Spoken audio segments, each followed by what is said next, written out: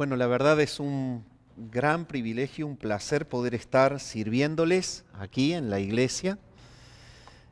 Doy gracias al Señor por esta oportunidad. Un poquito para contextualizar, mi nombre es Ariel Enoc Fisetti. Vengo, como dijo el pastor Roberto, de Córdoba, Argentina.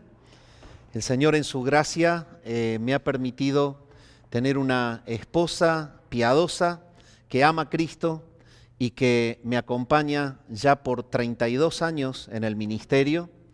Y el Señor en su gracia también me ha dado 3 hijos, los 3 hijos varones, uno de 29 años, Miquea Joel, otro de 27 años, Ezequiel Jair, y el más pequeño, que ya no es tan pequeño, de 19 años, es Ivo Juliano, y los 3 están en el camino del Señor y los 3 con llamado al ministerio por la gracia de Dios. Un poquito para que conozcan sobre mi familia. Sirvo al Señor en Saldán, Córdoba, en una iglesia que se llama Iglesia Bautista Reformada Coram Deo, la cual el Señor en su gracia viene prosperando y ampliando. Tenemos una iglesia hermana en Villa Mercedes, la cual estoy pastoreando hace 12 años, a 350 kilómetros de Córdoba, y tenemos ahora una iglesia hermana en Mendoza, y estamos trabajando fuertemente en liderar un grupo que está queriendo ser iglesia en Castelbuono, en Italia. Y damos gracias al Señor porque Él viene expandiendo su obra y su reino. Pero estoy feliz de poder servirles a ustedes en esta noche. Así que les invito que puedan abrir sus Biblias en 1 Timoteo capítulo 3. 1 Timoteo capítulo 3, vamos a leer los versículos 1 al 7. Miren, habitualmente yo utilizo la versión Reina Valera 1960 o utilizo también la versión de la Biblia de las Américas. Pero estudiando el pasaje, me impactó mucho la simpleza con la que lo describe la traducción del lenguaje actual. Entonces lo desarrollé con la traducción del lenguaje actual, que dice exactamente lo mismo, pero de una forma muy sencilla. Y yo lo voy a leer de la TLA, que es la traducción en lenguaje actual. Dice así la palabra del Señor: si alguien desea dirigir una iglesia, realmente desea un buen trabajo. Usted lo tiene en la hoja posteado al texto.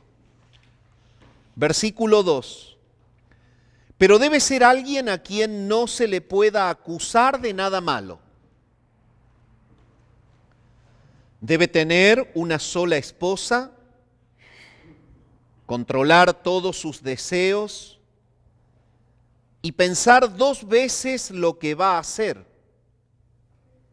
Debe comportarse correctamente, recibir con gusto en su hogar a los visitantes y saber enseñar. No debe ser borracho ni violento, ni buscar pelea. Al contrario, debe ser amable y tranquilo y no estar preocupado solo por el dinero. Además, debe gobernar bien a su propia familia y educar a sus hijos para que sean obedientes y respetuosos, porque a su propia familia tampoco podrá gobernar a la iglesia de Dios. Y no debe ser alguien con poco tiempo de haber creído en Jesucristo, pues puede volverse orgulloso y entonces recibirá el mismo castigo que Satanás. Por último, debe contar con el respeto de la gente que no cree en Jesucristo, para que nunca pase vergüenza delante de ellos, ni caiga en alguna trampa de Satanás. Hasta aquí nomás la lectura en la palabra del Señor. Fíjense, lo primero que resalta en este pasaje es la relación que hay entre una función de liderazgo dentro de una iglesia local y condiciones de la vida del aspirante al liderazgo. Podríamos decir que ese es el gran tema del párrafo. Ya para anclar en nuestra mente, el gran tema del párrafo es que cuando hay una aspiración a un liderazgo, el Espíritu de Dios está revelando que cuando alguien aspira a hacer algo dentro de un grupo que es verdaderamente especial y que es la iglesia de Jesús, el estándar es un estándar espiritual mucho más alto que la media de la moral de la sociedad común. El punto es ¿por qué? ¿Por qué el Espíritu de Dios guía a los que aspiran liderazgo a que entiendan que no pueden llegar a un liderazgo eficaz en una iglesia cuando se han dejado estar con el estándar normal de la gente de la calle? El problema es que la iglesia en ese tiempo, especialmente en Éfeso, estaba justamente azotada por la cultura greco-romana, una cultura que verdaderamente permitía el exceso y el liberalismo, porque estaba empapada, obviamente, de todo lo que era la filosofía griega dualista. Es decir, ellos pensaban que todo lo que se hacía con el cuerpo no tenía conexión con el alma. El dualismo enseñaba que justamente la persona podía vivir los excesos provenientes de sus deseos carnales sin que estas prácticas puedan enturbiar la comunión con Dios. Y ese punto es el punto que estaba azotando a la iglesia. La ideología del dualismo griego en el cristianismo del primer siglo fue un verdadero azote contra el cual lucharon los apóstoles. Y en este caso, el apóstol Pablo, que está formando al pastor Timoteo para que pastoree Éfeso y corrija lo deficiente, le está diciendo justamente, mirá, vos estás llamado al ministerio, pero evidentemente para estar en el ministerio y que la iglesia funcione, el estándar de la moral está muy por sobre a la costumbre de la gente.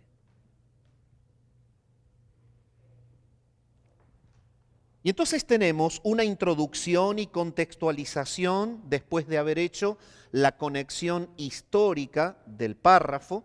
Tenemos una introducción y contextualización del texto en sí. En segundo lugar, la naturaleza del divino llamado al liderazgo. Y en tercer lugar, las condiciones que Dios exige para aprobar a los que sirven. Y nosotros como aspirantes al ministerio o practicantes del ministerio, debemos tener en claro que tanto la eficiencia como el testimonio de cualquier iglesia es un fiel reflejo, una proyección. Y usted puede completar allí. Es la proyección, es el fiel reflejo de los que la dirigen. Usted llega a una iglesia y usted puede hacer un pantallazo de la iglesia y usted puede saber cómo es el liderazgo de la iglesia. Una iglesia que no es temerosa, una iglesia que no es sobria, una iglesia que verdaderamente no exalta el poder y la autoridad de la palabra, no solo por lo que dice, sino aplicada y proyectada a la vida y a la conducta. Ese es un fiel reflejo del liderazgo. Entonces, este es un concepto fundamental. Si usted aspira a un liderazgo, sepa que su liderazgo influenciará en el ADN de su iglesia, indiscutiblemente. Y no debemos olvidar que esto ya la palabra lo presenta en el antiguo pacto por boca del profeta Oseas, en el capítulo 4 y el versículo 9. Él se encarga de decírnoslo. Él dice, y será el pueblo como el sacerdote. Entonces, aquí hay un concepto realmente espeluznante. Lo decimos en Argentina, no sé si me entienden, pero es algo que impacta. Es que el pueblo va a ser como es el sacerdote. Amado hermano, ¿estás siendo consciente de lo que el Señor pone sobre tus espaldas? No es parquear el carro y bajarse a hacer algo. Es que tu vida deja huellas generacionales. Eso es mucho más que venir a hacer algo e irte. El pueblo será como el sacerdote. Y si verdaderamente entiendes que un liderazgo marca vidas, podremos entender por qué a los líderes el Señor les pedirá doble cuenta. La cuenta por lo que hacen y la cuenta por lo que le hacen a los otros. Y esto es lo que está tratando de decir el párrafo. Pablo, preparando al pastor Timoteo, le dice, mira Timoteo, ha caído tanto el estándar y la iglesia está sumergida en tanta mundanalidad, en tanta rebeldía, hay tanta religiosidad que debes entender que para aspirar al ministerio y para trasladar el ministerio deberás pasar a las personas y su vida por un filtro. Es el filtro de las condiciones bíblicas, las que Dios ha diseñado en su soberana potestad para que los líderes tengan. El liderazgo de toda iglesia se constituye en el techo que sus miembros tendrán y usted lo puede rellenar. De hecho, si usted no quiere distraerse por rellenar y quiere observar, lo puede después rellenar. Eso es algo que lo puede hacer con libertad. El techo que los miembros tienen en una iglesia es el techo del liderazgo que la iglesia tiene. Y no estamos hablando de las cuestiones de la expansión, por ejemplo, que tengan un líder que busque expandir el reino, entonces la iglesia estará involucrada en misiones y estará absorbida por trabajos relacionados a la ayuda. Y bueno, esa es una visión del liderazgo. Pero Pablo está más enfocado no tanto a la expansión, sino a la moralidad del líder. ¿Cómo puedes tú transmitir el temor a Cristo hacia una persona que está bajo tu cuidado cuando no te interesa por día luchar contra el pecado y mortificarlo en ti para vivir una vida de santidad? Esta verdad constituye la responsabilidad vital como líderes de alcanzar los requisitos que el Señor en su soberanía nos exige. Un punto que es importante y que tampoco está acá, pero lo voy hablando en la medida que el Espíritu Santo me lo va dando. Esto no es una cuestión opcional, mi amado hermano. Las condiciones no son opcionales. No puedes tomar la porción de Timoteo y decir, perfecto, está bien, pero hay otro camino para poder llegar al liderazgo con quizás una ruta más fácil. No es opcional. Es una condición. No es un invento de Pablo. Es una transmisión soplada por el Espíritu Santo. La fuente de la condición no es Pablo, es Dios. Y la fuente de la condición es Dios porque la iglesia es de Dios.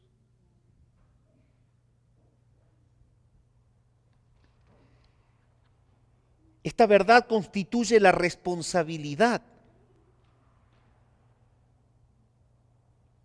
de alcanzar estos requisitos. Esta exigencia del Señor para con sus líderes Responde a un propósito eterno, puesto que el Señor es quien edifica su iglesia, tal como lo podemos leer en el Evangelio según San Mateo capítulo 16, versículo 18, cuando Él nos dice: y yo también te digo que tú eres Pedro, y sobre esta roca edificaré mi iglesia. Creo que es ya de harto conocimiento la teología. Allí el Señor está hablando no que va a edificar la iglesia sobre Pedro, sino que le está diciendo al Señor que sobre la declaración misma de Él, que es exaltar a Cristo, es donde el Señor va a edificar la iglesia, sobre sí mismo. Y eso es lo que Él ha hecho y lo muestra en todo el Nuevo Testamento. Y Dios ha diseñado que esta edificación sea a través de un piadoso liderazgo. Ese es el punto. A veces decimos, el Señor edifica la iglesia.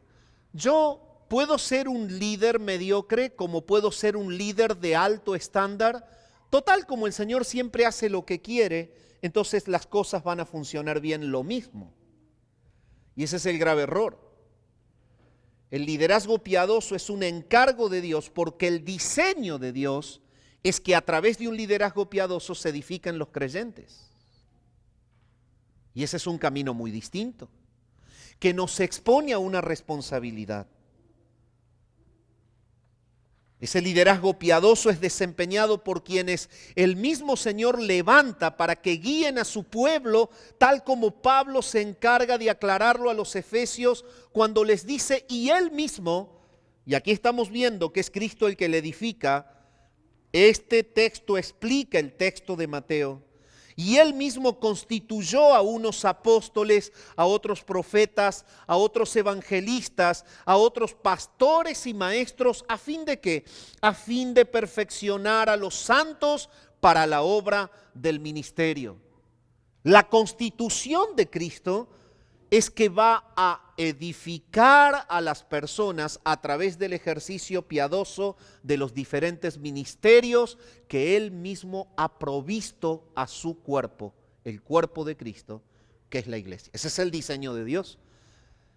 Entonces ahí comenzamos a entender, pero caray, decimos en Argentina. Acá también se dice caray, como diciendo, esto hay que parar la pelota en el área. Nosotros somos muy futbolistas también. Paramos la pelota en el área, no es patear nomás, hay que ver para dónde direccionamos el balón.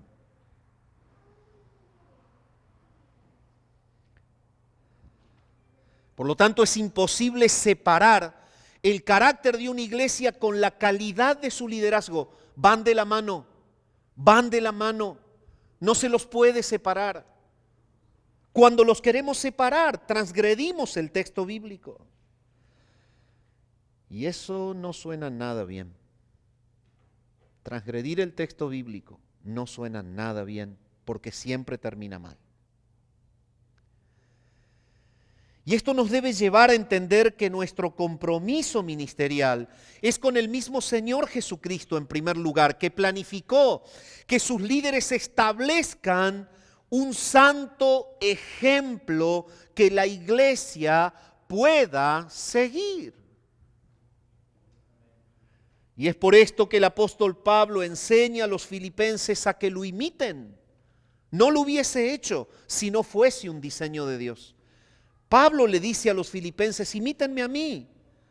Cuando les dice lo que aprendisteis y recibisteis y oísteis y visteis en mí, esto haced. Filipenses 4:9. ¿Por qué dice eso Pablo?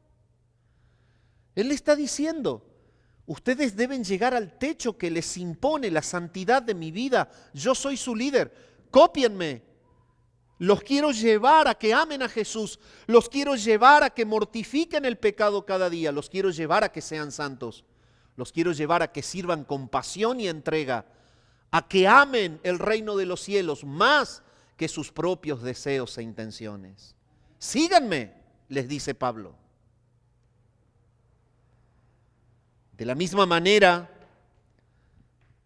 parte del liderazgo de Pablo para con la iglesia de Éfeso se encuentra reflejado en esta primera carta a Timoteo.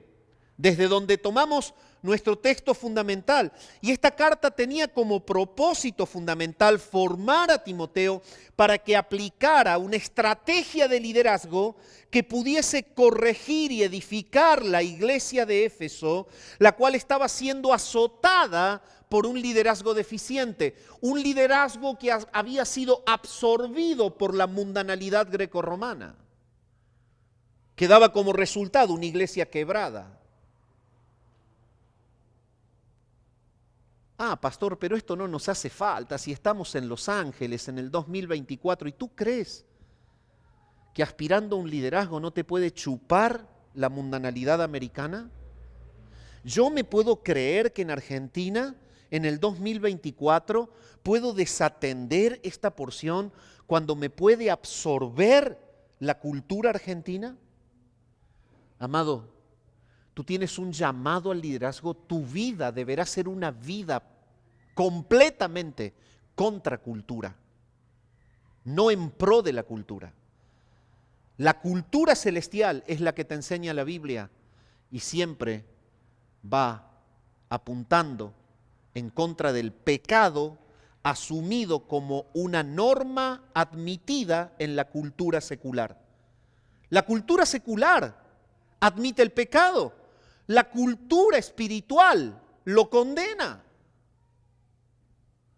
Entonces el líder tiene que entender que vive en contra de la cultura, no en pro de la cultura, si verdaderamente quiere que la iglesia no quiebre ni caiga detrás de él. Y esto es lo que debemos entender. Debemos entender que el motivo por el cual Pablo presenta en los versículos que hemos leído estas condiciones es que tienden a levantar el estándar espiritual de sus líderes. Entonces, en segundo punto vamos a analizar la naturaleza del llamado al liderazgo. Es un llamado divino. Y en primer lugar, el llamado divino es urgente. Noten ustedes que dice en el texto, si alguien desea dirigir una iglesia. Este llamado urgente es un llamado netamente personal. El ministerio no es para cualquier persona, por eso habla en primer lugar de alguien.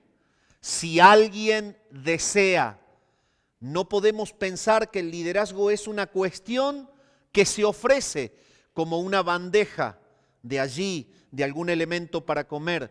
El liderazgo es señalado por Dios porque está justamente impreso en un deseo. Si alguno desea, si alguno desea.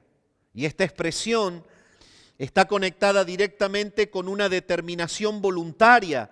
Es decir, es una obra que la persona quiere hacer con un deseo que viene de Dios. Ese es el punto. El deseo a un liderazgo confirma que Dios está detrás, impulsando ese deseo. Y el punto es, bueno, usted puede decir, mire pastor, pero hay muchas personas que quieren venir a la iglesia y tener lugares de gobierno de algún área. Entonces, ¿cómo hacemos para saber si ese deseo es un deseo que tiene algún impulso o algún deseo que no sea santo? Páselo por las condiciones, para eso están. Ese es el punto.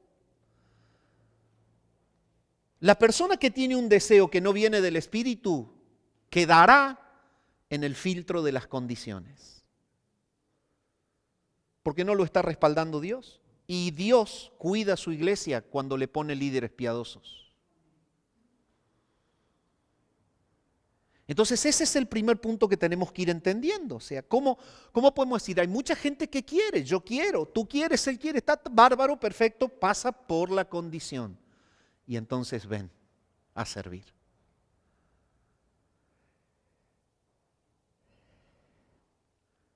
Ese deseo viene de Dios.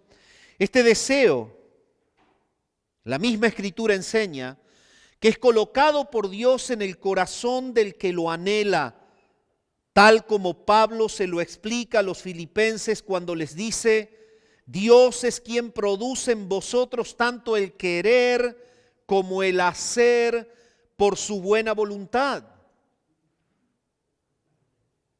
Claro, ¿cómo podemos entenderlo si no? ¿Cómo Dios materializa su voluntad? ¿Alguna vez alguien pudo ver un ángel que baje a decirle tienes que hacer esto o aquello? La ha dejado revelada. Y el Espíritu Santo, que nos adopta como templo en el momento de la regeneración, cuando Dios nos salva, es el que nos impulsa con un deseo santo a hacer la voluntad de Dios. De lo contrario, Dios no podría controlar su iglesia. Entonces, este deseo tiene una conexión directa con la voluntad de Dios y Pablo lo está diciendo. Él produce el querer como el hacer por su buena voluntad. Y usted puede escribir ahí esta frase: esta pasión interior controlada por Dios será el motivo por el que una persona no abandone su ministerio, por más duro que éste sea. Esa es una marca clara de que ese deseo venía del cielo. A veces hay personas que llegan con un deseo de servir, pero son como esos torpedos con una salida parabólica, ¿no? ¿Viste? Salen con una energía y van en punta, ¿no? Pero tienen un trayecto parabólico y caen cerca. El punto es que el que verdaderamente viene impulsado por el Espíritu de Dios, ese no abandona. ¿Por qué no abandona?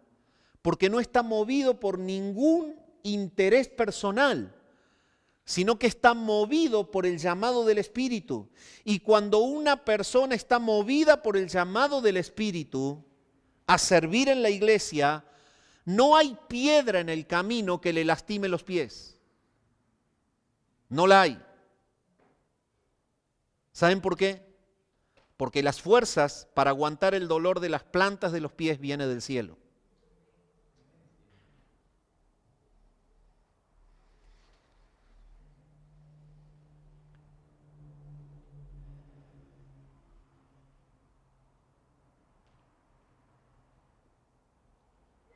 La obra de Dios es tan perfecta que no solo comunica de manera personal a sus líderes el deseo incontenible para ejercer el ministerio, sino que los capacita de una manera celestial para permanecer en ese mismo deseo a pesar del padecimiento, que la tarea les pueda ocasionar. Tal como lo aclara el apóstol Pedro cuando nos dice que sois guardados por el poder de Dios mediante la fe para alcanzar la salvación que está preparada para ser manifestada en el tiempo postrero. Dios es quien por su poder nos guarda. Somos guardados por el poder de Dios mediante la fe. Un líder que está llamado por el Espíritu de Dios es una persona de fe. Y una persona de fe está guardada por Dios para alcanzar la salvación que está preparada para ser manifestada en el tiempo postrero. Entonces, vemos por allí personas que dicen, sí, esa persona vino y amaba al Señor, pero se apartó. ¿Y cuánto hace que se apartó? Y hace 40 años. ¿Y qué hace apartado? Y ahí está con otra mujer o con otro hombre, ahí está en sus negocios, en su empresa. Mire, ¿sabe una cosa? No hay un texto bíblico que avale que esa persona haya sido verdadera. El que es verdadero no se va para siempre. Puede resbalar, todos resbalamos. Yo en primer lugar. Pero no nos vamos a ir para siempre. Entonces hay una gran diferencia entre lo que es un liderazgo impulsado por algún deseo carnal a lo que es un liderazgo impulsado por la gracia divina. Y una de las marcas de un verdadero deseo que viene del cielo es el no no abandono de la tarea a costa de lo que sea. Es el no abandono de la tarea a costa de lo que sea.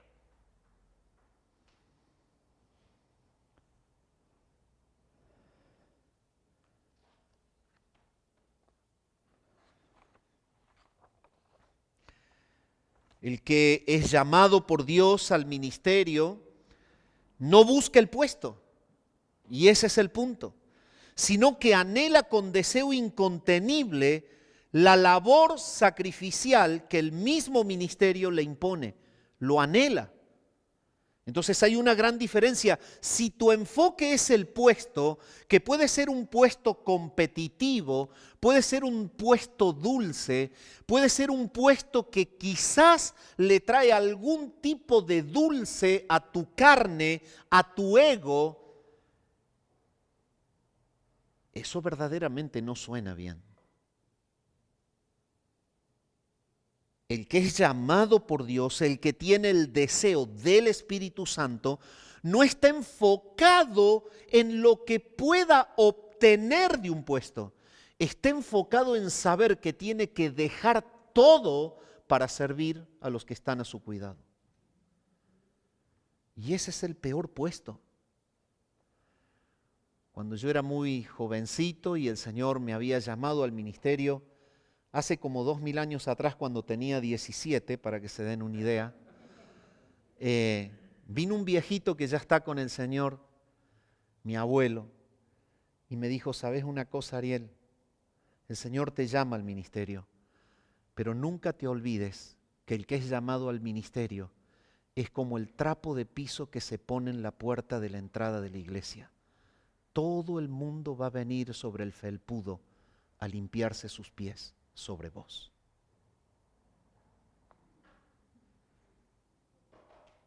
No es el puesto, no es el puesto, es el amor a Cristo. No es el puesto, es el amor a Jesús lo que te tiene que anclar acá. En segundo lugar, la palabra está enseñando cuando dice: si alguno desea dirigir una iglesia, es que el llamado divino es a ser responsables. Es a ser responsables. Es necesario comprender que el que es llamado a dirigir es el llamado a tener responsabilidad sobre la iglesia. Y esta no es una tarea insignificante. No puede ser una persona irresponsable. Un líder tiene una responsabilidad, tiene gente a cargo y que está dentro de lo que es una empresa celestial. La tarea del reino es responsable. No es un lugar insignificante.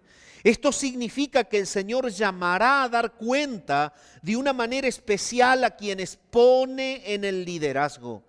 Tal como se encarga de decirnos el escritor a los hebreos cuando dice: obedeced a vuestros pastores y sujetaos a ellos, porque ellos velan por vuestras almas, como quienes han de dar cuenta, para que lo hagan con alegría, no quejándose, porque esto no es provechoso. Hebreos 13:17. Tal es la seriedad del llamado al liderazgo que el apóstol Santiago advierte que procurar ejercer la tarea de la enseñanza en la iglesia sin el respaldo del llamado divino llevará sin duda a la reprensión por parte del Señor. Y Santiago se encarga de decírnoslo cuando él en el capítulo 3 y versículo 1 nos dice: hermanos míos, no os hagáis maestros muchos de vosotros, sabiendo que recibiremos mayor condenación. Hay que tomar conciencia. Mire, mi amado, cuando el Señor le confía la verdad a un líder, esa verdad quema. Oh, pastor, ¿qué quiere decir? ¿Alguna vez le quemó la Biblia? Sí, de gusto sí, pero la verdad quema en otro sentido. Es peligrosa la verdad. La verdad es peligrosa porque Dios despierta tus sentidos y te informa su voluntad. Por lo tanto, te expone directamente a tu compromiso de vivirla. Y te expone personalmente al compromiso de tener que rendir cuenta ante Él de que hayas sido una persona iluminada por la verdad. En ese punto la verdad quema. La verdad es peligrosa porque Dios pedirá cuenta al que lo iluminó con la verdad. ¿Qué hiciste con ella? Santiago está diciendo, ¿saben? No se hagan maestros muchos de ustedes. Sepan que la verdad es peligrosa. Van a recibir mayor condenación si no son respaldados por Dios. La palabra utilizada en el lenguaje original y que se traduce dirigir es el griego episcopos, que es sobrevedor y que incluye las tareas de predicación, de enseñanza, de dirección, de impartición de disciplina, el de ser ejemplo para otros, como lo dice 1 Pedro 5, 1 y 2, y ordenar a otros líderes para que continúen en el ministerio, como lo dice 1 Timoteo 4, 14. Todo esto es una tarea del liderazgo, justamente, que está englobado en el sentido griego de la palabra episcopos, lo cual es una función de gobierno sobre las demás personas de la congregación. En tercer lugar, el llamado divino no solamente es responsable, el llamado divino es digno. Es digno. Por eso es que el texto dice, y esta versión lo transmite de una manera tan simple, dice realmente, desea un buen trabajo. Si el Espíritu Santo te ha puesto este deseo, y el deseo es el de liderar, realmente deseas un buen trabajo. Y en el original la palabra de la cual se toma el término buena, buen trabajo, buena obra, como lo traduce otra versión, es el griego kalos y significa un trabajo noble, honorable, una excelente obra. Esto es a lo que el Señor nos llama. Predicar la palabra de Dios y servir a los hermanos es, y no lo dudes nunca si eres llamado al ministerio, es el trabajo más honorable. No hay nada que lo supere.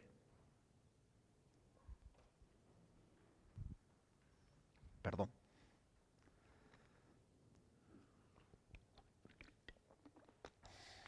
Y no vi la que está acá abajo, pero esta está fresquita. No hay nada que lo supere. Es el trabajo más honorable. Es digno. Ninguna persona jamás podrá hacer un trabajo que pueda superar la honorabilidad del ministerio cristiano. Nadie. No lo puedes comparar con ser ingeniero, médico, abogado, constructor, presidente de la nación, político encumbrado, profesional exitoso. Nada, jamás, nunca superará la honorabilidad de servir a Dios. Nunca. Es el único trabajo que nunca construye sobre un cimiento que destruya este sistema que pasa. Es el trabajo que construye para la eternidad.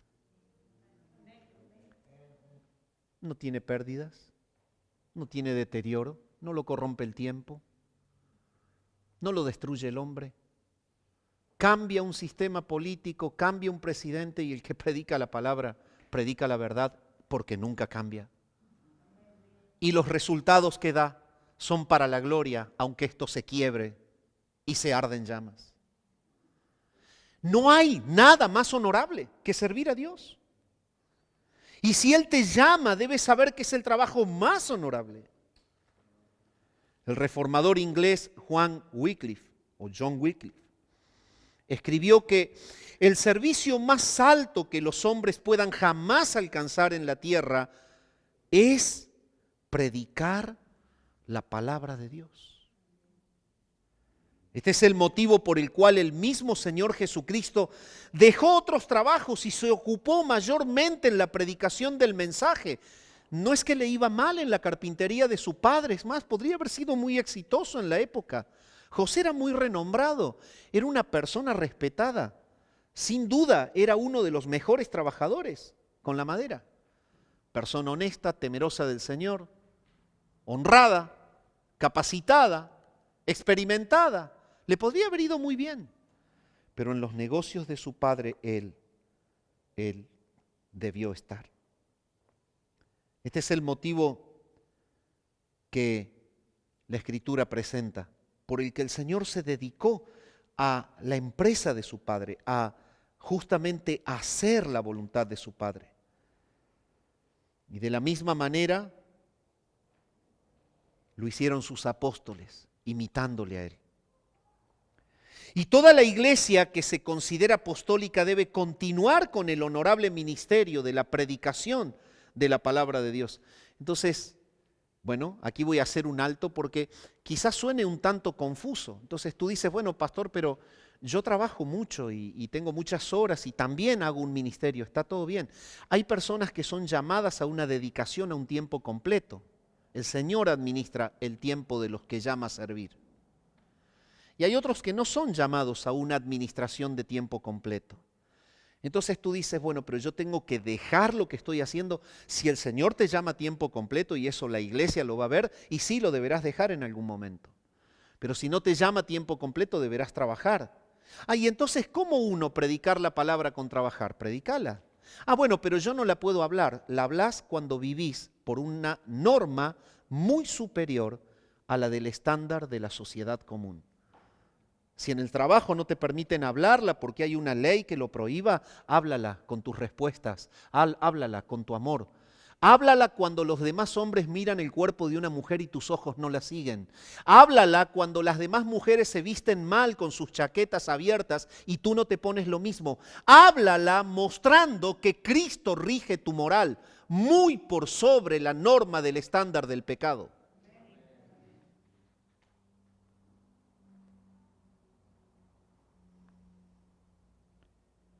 El puritano norteamericano Cotton Mather decía, el oficio del ministro cristiano, correctamente comprendido, es el más honorable e importante que cualquier hombre en todo el mundo pueda alguna vez tener. Y será uno de los asombrosos empleos de la eternidad, considerar las razones por las cuales la sabiduría y la bondad de Dios asignaron tal función al hombre imperfecto y culpable. El gran designio e intención del oficio de un predicador cristiano es restaurar el trono y el dominio de Dios en las almas de los hombres. ¿Sabes lo que esto significa? Restaurar el dominio de Dios en las almas de los hombres que te rodean, de tu familia, de tus seres cercanos, de los que se vinculan laboralmente contigo.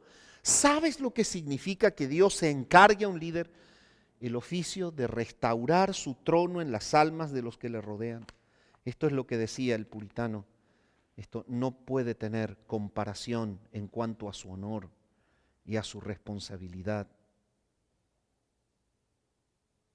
Mostrar en los más vívidos colores y proclamar en el lenguaje más claro las maravillosas perfecciones, oficios y gracia del Hijo de Dios y atraer las almas de los hombres al estado de eterna amistad con Él. Esto hace un líder. Por lo tanto, la obra de predicar y de dirigir la iglesia que el Señor compró con su sangre es el llamamiento más elevado, mayor y más glorioso al que alguna persona jamás haya sido llamada. si verdaderamente no tienes el impulso de hacer esto, bueno, debes, frente al Señor, considerar si has entendido que este es un llamado digno, que es un llamado responsable. Debes considerar que es un llamado urgente y que es un llamado personal. Sin embargo, la palabra avanza y nos muestra que es un llamado exigente. Buen trabajo desea, dice el texto bíblico. Debemos comprender que el llamado del Señor al ministerio es un llamado que involucra sacrificio. ¿Qué eres tú? Soy líder de la iglesia. Pero qué bien. ¿Y qué haces?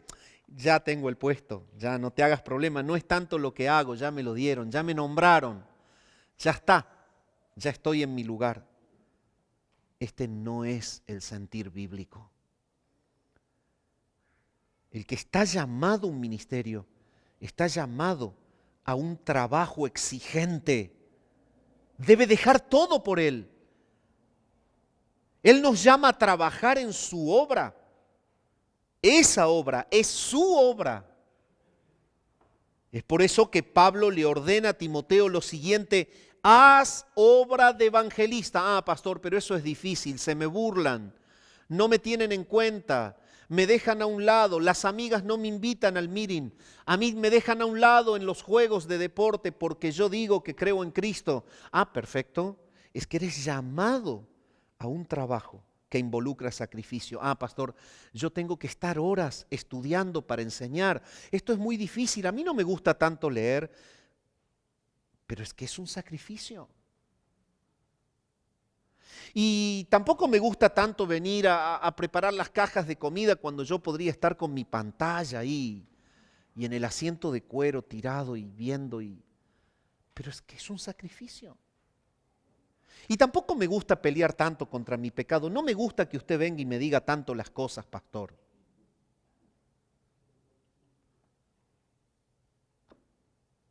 Es que si no, no funciona. Somos soldados del ejército celestial. No estamos en un ejército terrenal. Los códigos son diferentes. Las normas son diferentes. La regla es diferente. ¿Por qué? Porque tenemos a un Dios, el único Dios, que es muy diferente al Dios de este siglo, que se llama Satanás. Es un llamado exigente. De la misma manera, Pablo enseña a los tesalonicenses el valor que tiene reconocer a los que trabajan entre vosotros y os presiden en el Señor. Es un llamado exigente. Ellos trabajan, reconózcanlo, porque trabajan. No están jugando sobre tu vida, están trabajando. Y de la misma manera, cuando Pablo enseña a los hermanos colosenses, les dice lo siguiente: a quien anunciamos, amonestando a todo hombre y enseñando a todo hombre en toda sabiduría, a fin de presentar perfecto en Cristo Jesús a todo hombre, para lo cual también trabajo, luchando según la potencia de Él, la cual actúa poderosamente en mí. Colosenses 1, 28 y 29. Y si usted ha visto las expresiones repetitivas del Nuevo Testamento, es que un liderazgo es un trabajo. Es un trabajo. Con todo lo que implica la exigencia y la excelencia de un trabajo. ¿Qué haces en tu trabajo cuando quieres escalar? Haces las cosas bien. Obedeces, llegas temprano, eres cordial, eres amable. Tienes buena presencia, eres aplomado, eres aplicado, eres esforzado. Es imposible que en la iglesia de Cristo tomemos a las ligeras un ministerio. Esto es un trabajo celestial. que exige más excelencia que un trabajo material.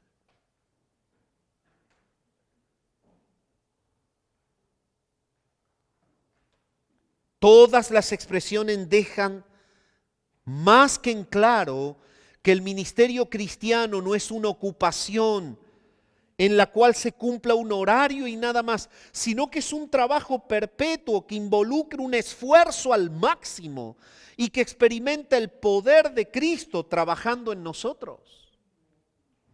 Es por esto que podemos afirmar que en el ministerio cristiano ningún hombre entra por su solo deseo propio, sino que es el Señor quien pone en el corazón de la persona una pasión incontenible por dedicar su vida sacrificialmente a la expansión del reino de los cielos en la tierra. Y es también el Señor quien provee los medios de gracia que hacen posible recorrer el camino del ministerio sin abandonar. Es Él. El deseo vino de Él, las fuerzas vendrán de Él. El deseo no vino de Él, al poco tiempo tirás. ¿Por qué? En Argentina decimos un dicho, y como hay tantas naciones por ahí, no sé si está en todos lados, pero es fácil entenderlo. En Argentina sabemos que el que mal anda, mal acaba.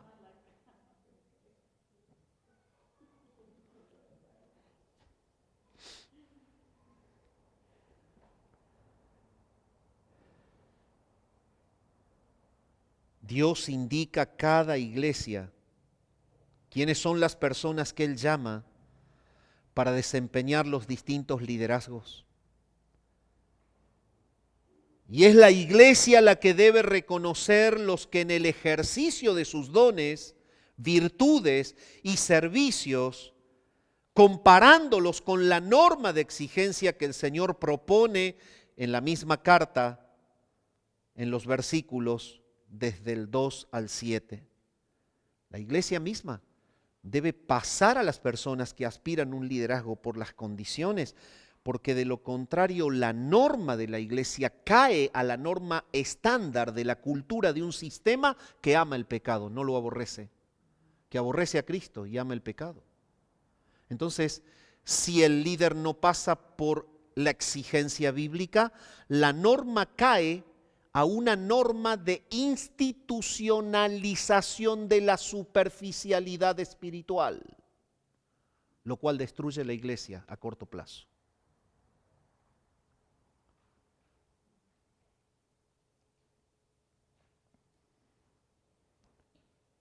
En el caso del reconocimiento de un ministro pastoral, la iglesia primitiva practicaba la señal de la imposición de las manos en sus pastores en señal de unidad y de solidaridad con el candidato a desempeñar en ese mismo ministerio. Es lo que dice justamente 1 Timoteo capítulo 4 y versículo 14. Y este símbolo de imponer las manos sobre la persona a la cual se la reconoce para el ejercicio pastoral proviene del antiguo pacto, donde el que ofrecía un sacrificio se identificaba con él mismo al poner sus manos sobre él. De ahí viene la señal. Se identificaba con el sacrificio el que imponía las manos sobre el sacrificio, y de la misma manera los apóstoles imponían las manos sobre los que les transmitían un liderazgo espiritual.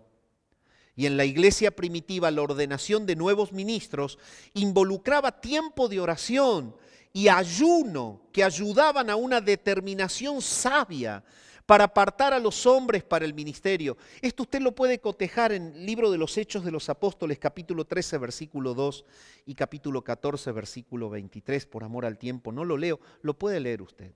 Toda iglesia temerosa del Señor deberá reconocer a las personas como aptas para el liderazgo cuando el resultado de la comparación de la vida del candidato con los requisitos bíblicos entregue una nota positiva. Y en tercer lugar, como esto es tan importante, el Espíritu Santo presenta cuáles son las condiciones que exige el Señor para probar a los que sirven. Y este es nuestro tercer punto del taller. En primer lugar, ¿qué exige Dios? Que el líder sea irreprensible. Que sea irreprensible. Entonces lo podemos leer en el texto base y dice, pero debe ser alguien a quien no se le pueda acusar de nada malo. Ah, pastor, pero entonces tienen que ser ángeles. Eso es lo primero que se dice. Porque mire, y para colmo, como te conocen, te empiezan a señalar, usted tiene esto, tiene esto, tiene esto, tiene esto, tiene esto. Y en realidad no podemos negarlo, debemos decir que sí. Luchamos contra el pecado. Los pastores luchamos contra el pecado. Los líderes luchamos contra el pecado. Una persona que está en un liderazgo y que dice, yo soy superior a vos porque yo ya no peleo contra el pecado. ¿Sabes? Está descalificado por su propia soberbia.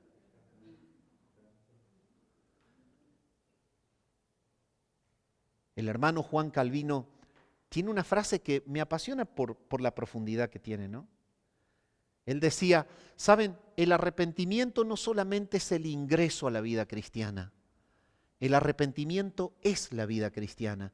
Usted quiere saber y quiere el resumen de lo que es la vida del creyente desde que el Señor lo llama a ser de Jesucristo hasta que lo lleva a su presencia, ya sea por la muerte, ya sea por la segunda venida de Cristo y la transformación final de todas las cosas, por el medio que sea.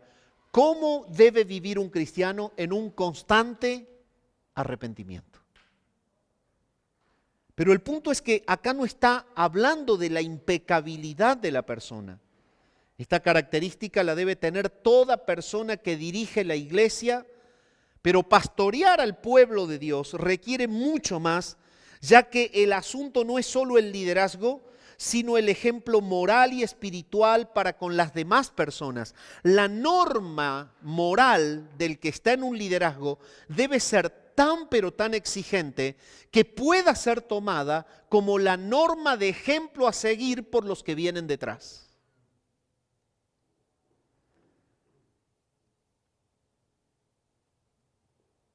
Pocas personas han expresado este concepto con tanta claridad como lo hizo el puritano Richard Baxter. Él dijo, tenga cuidado de usted mismo para que su ejemplo no contradiga su doctrina y para que no sea como piedra de tropiezo delante de los ciegos y pueda ser esa una ocasión para su ruina, para que no diga algo con su vida diferente de lo que dice con su lengua y sea el mayor estorbo para su propia obra. Tremenda la definición de Richard Baxter. Cuando la palabra se refiere a que la persona sea irreprensible, o dicho en lenguaje actual, que no se le puede acusar de nada malo, esta expresión surge del original anefilemtos. El griego anefilemtos significa que no puede ser sujetado, que no se puede sujetar. En Argentina tenemos un dicho cuando hablamos de esto, ¿no? Mira, ese hermano no tiene vueltita. La vueltita es la oreja de la taza, ¿viste? ¿De dónde agarrás la taza? De la oreja. Ese hermano no tiene vueltita, la oreja de la taza, entonces no se lo puede agarrar. Le buscamos por este lado y me resbala la mano, le buscas por el otro, a mí si me quieren agarrar de los pelos, no me queda uno, entonces resbalan. Pero el punto es el siguiente, es que no se lo puede sujetar. Ese es el concepto bíblico. Y esa debe ser la norma. Antes de hacer algo, saber que puede ser una hermosa manija para agarrar tu taza, la taza de tu testimonio.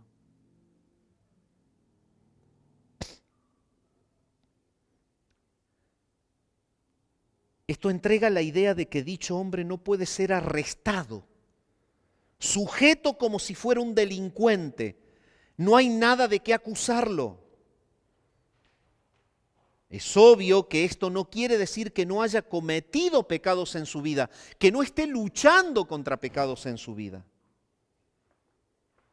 Lo que quiere decir es que su vida no ha sido arruinada por algunos vicios evidentes y pecaminosos que lo excluirían de ser la norma más elevada de una conducta piadosa a la cual pueda copiar en la iglesia.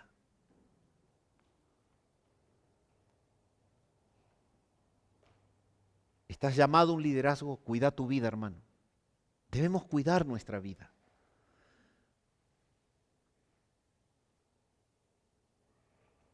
Una doble vida destruye un ministerio.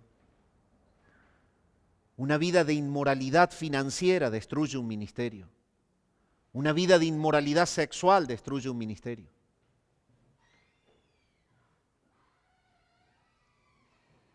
Una vida de inmoralidad personal destruye un ministerio. Porque es lo que evidentemente se va a constituir como la vuelta, la amarra para poder sujetar. Debe ser hombre de una sola mujer, dice ahí el texto. Debe tener una sola esposa. Y aquí Pablo no se está refiriendo al estado civil de un líder. Hay personas que dicen, bueno, se casó una vez, no puede casarse dos veces. No se está refiriendo a esto. El Señor nunca prohibió a la persona viuda volver a casarse. El Nuevo Testamento lo dice.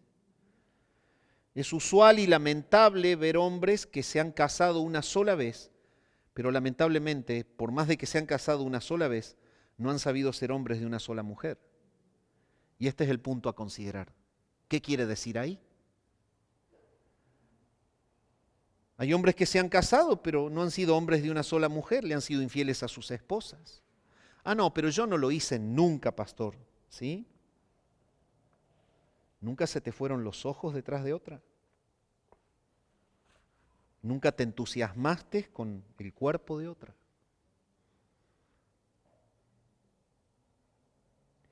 El hecho entonces de permanecer casados con una mujer esto no garantiza que experimente una pureza moral y sexual siendo solo de ella. Entonces, el original tiene un sentido realmente profundo.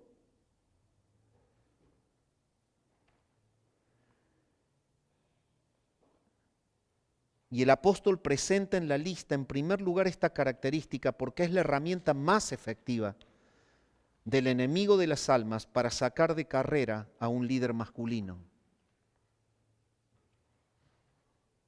Esa es la peor lucha, hermano.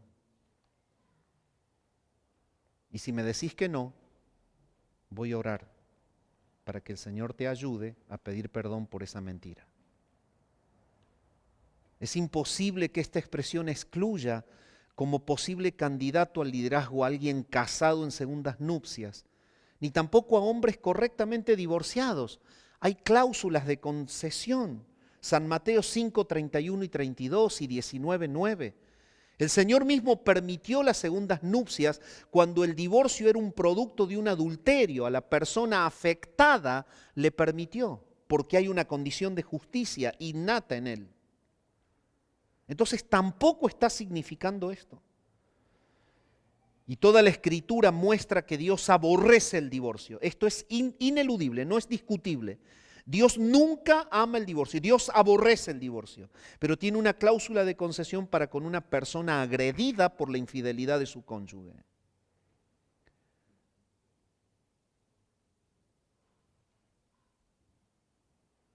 Él extiende su gracia sobre la parte inocente en estas dos situaciones.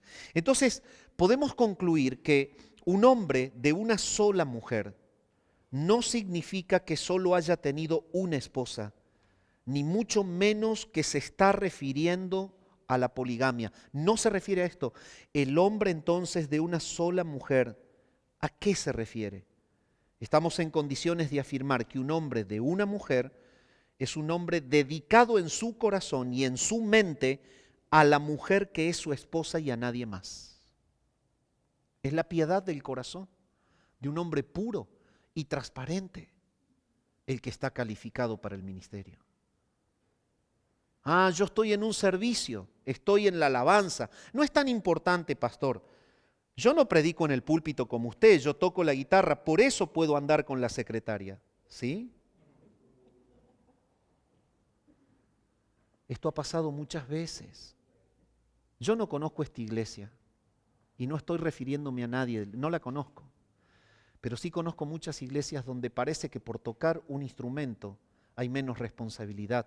Usted sabe que usted predica con la música que toca y usted sabe que su ministerio lleva al pueblo de Dios a adorar antes de que la palabra entre en el corazón. Usted tiene que tener la misma norma de santidad que el pastor que predica, porque usted es un pastor de alabanza con una guitarra en la mano.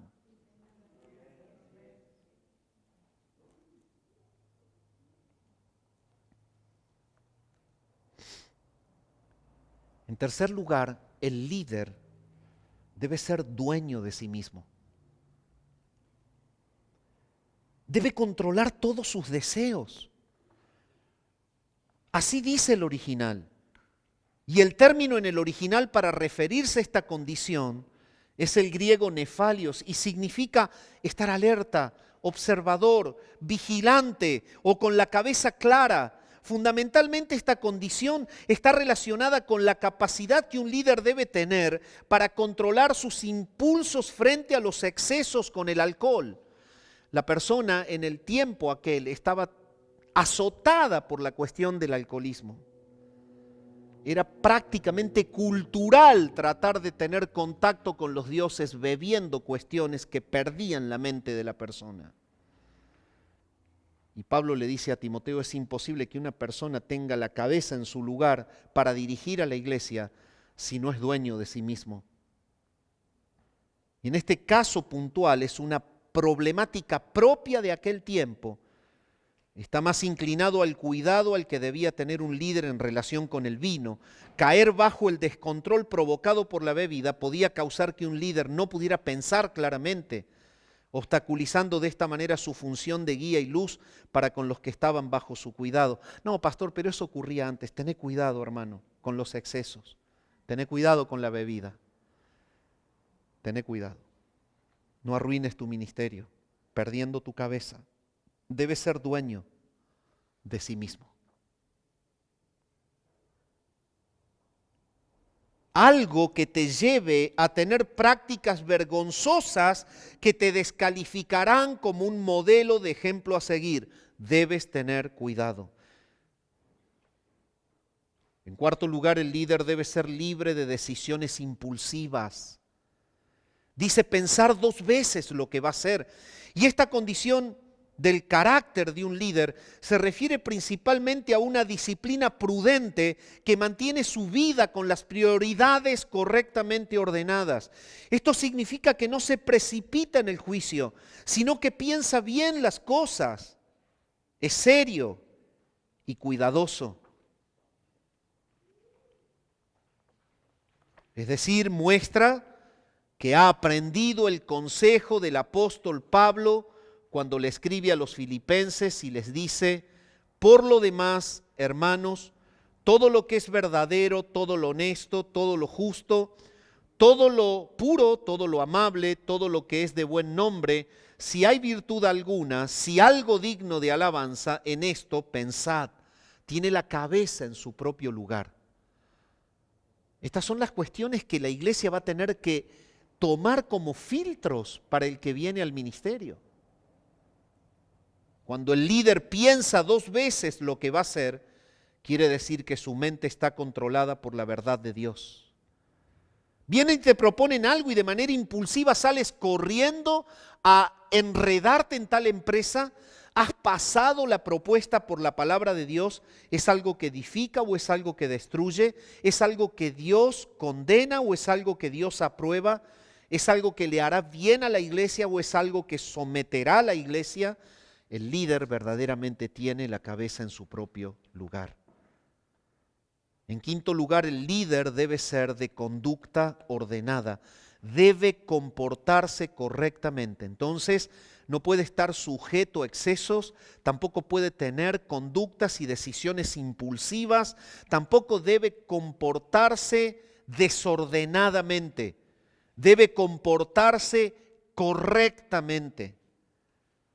El término en el original que habla de comportarse correctamente es kosmios, que significa ordenado, y esto es el resultado de tener una mente disciplinada por la palabra que lo conduce a una vida disciplinada en la práctica de la palabra.